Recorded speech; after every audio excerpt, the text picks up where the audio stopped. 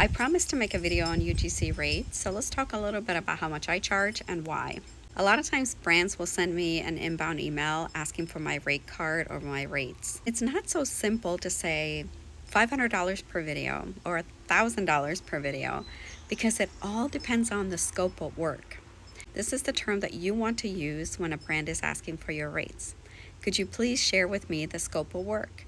Or you can say my rates start at $400 a video or $150 a video, depending on the scope of work.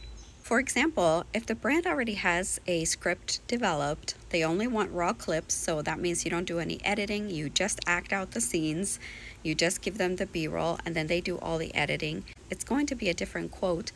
For example, I got a job just yesterday. I signed the contract for 2 videos. Now I have to do the scripting. The scripting has to be approved by the brand. This is a big national campaign. I have to film it in 2 different formats, one for YouTube, which is going to be the landscape, and vertical for TikTok, and I have to do a 1x1 square. So the filming has to be very specific to do all that editing afterwards.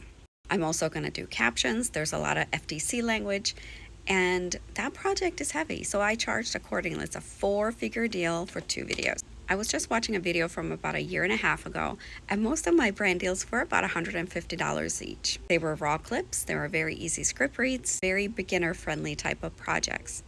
Then when I look at my income videos from about a year ago, we start to move into the $300, $400, $500 range. And I got a deal for $3,500, which then elevated the game for me because now I had national brand exposure. I understood what I could ask for, and I understood that I can look at a scope of work and then make a accurate quote about how long it's going to take to do the job. So my biggest advice for someone starting is if you're on the platforms, they're going to tell you how much they pay for those jobs, and you're going to start to see kind of where you are, what kind of rates you can command. And then your inbound deals could be maybe 30 to 50% more than that.